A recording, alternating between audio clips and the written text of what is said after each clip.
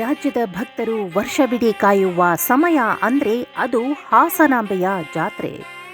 ಹಾಸನ ನಗರದ ಅಧಿದೇವತೆ ಹಾಸನಾಂಬೆ ದೇಗುಲದ ಬಾಗಿಲು ಅಕ್ಟೋಬರ್ 9ರಿಂದ 23ರವರೆಗೆ ತೆರೆದಿರಲಿದೆ. ಇದು ವರ್ಷಕ್ಕೊಮ್ಮೆ ಮಾತ್ರ ತೆರೆಯುವಂತಹ ಒಂದು ಅಪರೂಪದ ದೇವಾಲಯ.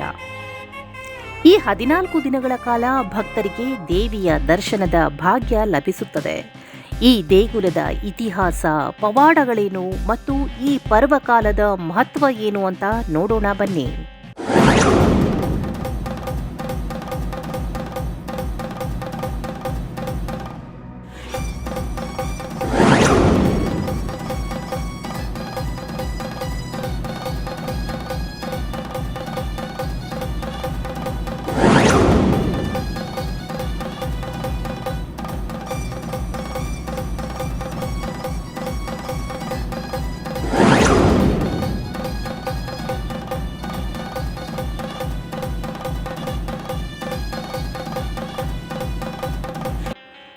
ಹಾಸನಾಂಬೆ ಎನ್ನುವ ಈ ದೇವಾಲಯದ ಹೆಸರೇ ಹೇಳುವಂತೆ ನಗುಮುಖದ ಅಂಬ ಅಂದರೆ ನಗುಮುಖದ ತಾಯಿ ಅನ್ನೋದರಿಂದ ಬಂದಿದೆ. ಈ ದೇವಿಯ ಹೆಸರಿನಿಂದಲೇ ಹಾಸನ ಅಂತ ಹೆಸರು ಬಂತು ಅನ್ನೋ ಇತಿಹಾಸವಿದೆ. ಈ ದೇವಾಲಯವನ್ನ 12ನೇ ಶತಮಾನದಲ್ಲಿ ಹೊಯ್ಸಳರ ಕಾಲದಲ್ಲಿ ಕಟ್ಟಲಾಗಿದೆ. ಹಾಸನಾಂಬೆ ದೇವಾಲಯದ ಅತ್ಯಂತ ವಿಶಿಷ್ಟವಾದ ಮತ್ತು ದೊಡ್ಡ ಪವಾಡ ಅಂದರೆ ದೇಗುಲದ ಬಾಗಿಲು ಮುಚ್ಚಿದಾಗ ಭಕ್ತರು ಹಚ್ಚಿದ ದೀಪವು ಮುಂದಿನ ವರ್ಷ ಬಾಗಿಲು ತೆಗೆಯುವವರೆಗೂ ಅಂದರೆ 1 ವರ್ಷಗಳ ಕಾಲ ಆರದೆ ಉರಿಯುತ್ತಿರುತ್ತೆ. ಅಷ್ಟೇ ಅಲ್ಲ, ದೇವಿಗರ್ಪಿಸಿದ ನೈವೇದ್ಯ ಕೆಡುವುದಿಲ್ಲ ಮತ್ತು ಅರ್ಪಿಸಿದ ಹೂವುಗಳು ಬಾಡುವುದಿಲ್ಲ ಅನ್ನೋ ದೊಡ್ಡ ಪ್ರತೀತಿ ಈಗಲೂ ಇದೆ.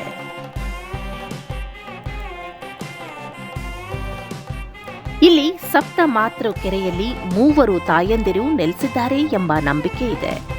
ಸಪ್ತ ಮಾತೃ ಕೆರೆಯಲ್ಲಿ ಭೂಮಿಗೆ ಬಂದಾಗ ಹಾಸನದ ಸೌಂದರ್ಯಕ್ಕೆ ಮಾರು ಹೋಗಿ ಇಲ್ಲೇ ನೆಲೆಸಲು ನಿರ್ಧರಿಸಿದರಂತೆ.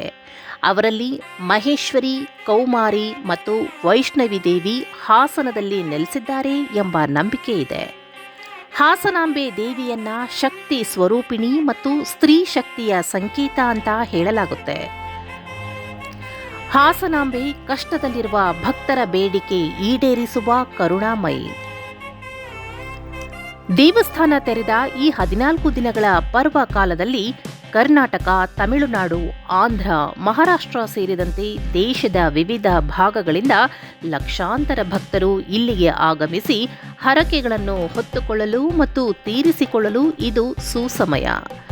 ದೇವಿಯ ದರ್ಶನಕ್ಕೆ ಅವಕಾಶ ಸಿಗದೇ ಹೋದರೆ ಈ 14 ದಿನಗಳ ಕಾಲ ಭಕ್ತರು ತಮ್ಮ ಮನೆಯಲ್ಲೂ ದೇವಿಯನ್ನು ಸ್ಮರಿಸಬಹುದು ಅಂತ ಹೇಳಲಾಗುತ್ತದೆ. ಮನೆಯಲ್ಲಿ ಒಂದು ಅಕ್ಕಿಯ ಮೇಲೆ ತಾಮ್ರ, ಹಿತ್ತಾಳೆ ಅಥವಾ ಬೆಳ್ಳಿಯ ದೀಪವನ್ನು ಪೂರ್ವಾಭಿಮುಖವಾಗಿ ಇಟ್ಟು ಅದಕ್ಕೆ ಒಂದು ಚಿಟಿಕೆ ಕುಂಕುಮ ಹಾಕಿ ಆ ತಾಯಿಯನ್ನು ಆಹ್ವಾನಿಸಿ ಪ್ರಾರ್ಥಿಸಿದರೆ ನಮ್ಮ ಸಂಕಲ್ಪಗಳು ಈಡೇರಿ ಬಹಳಷ್ಟು ಶುಭವಾಗುತ್ತೆ ಅನ್ನೋದು ಭಕ್ತರ ನಂಬಿಕೆ. ವಿವಾಹಕ್ಕೆ ಸಮಸ್ಯೆ ಇರುವವರು, ಅನಾರೋಗ್ಯ ಪೀಡಿತರು, ಕಷ್ಟಗಳಿಂದ ಬಳಲುತ್ತಿರುವವರು ಮತ್ತು ಮೋಸ ಹೋಗಿರುವವರು ಸೇರಿದಂತೆ ಹಲವರು ಹಾಸನಾಂಬೆ ತಾಯಿಯ ಕೃಪೆಗೆ ಪಾತ್ರರಾಗಲು ಈ ಸಮಯದಲ್ಲಿ ಪ್ರಾರ್ಥಿಸುತ್ತಾರೆ. ಬಲಿಪಾಡ್ಯಮಿಯ ನಂತರ ಅಂದರೆ ಅಕ್ಟೋಬರ್ 23ರಂದು ದೇವಾಲಯದ ಬಾಗಿಲನ್ನು ಮತ್ತೆ 1 ವರ್ಷಕ್ಕೆ ಮುಚ್ಚಲಾಗುತ್ತದೆ. ಹಾಗಾಗಿ ನೀವು ಹಾಸನಾಂಬೆ ದೇವಿಯ ದರ್ಶನ ಪಡೆಯಲು ಬಯಸಿದರೆ ಈ 14 ದಿನಗಳ ಒಳಗೆ ಭೇಟಿ ನೀಡಬಹುದು.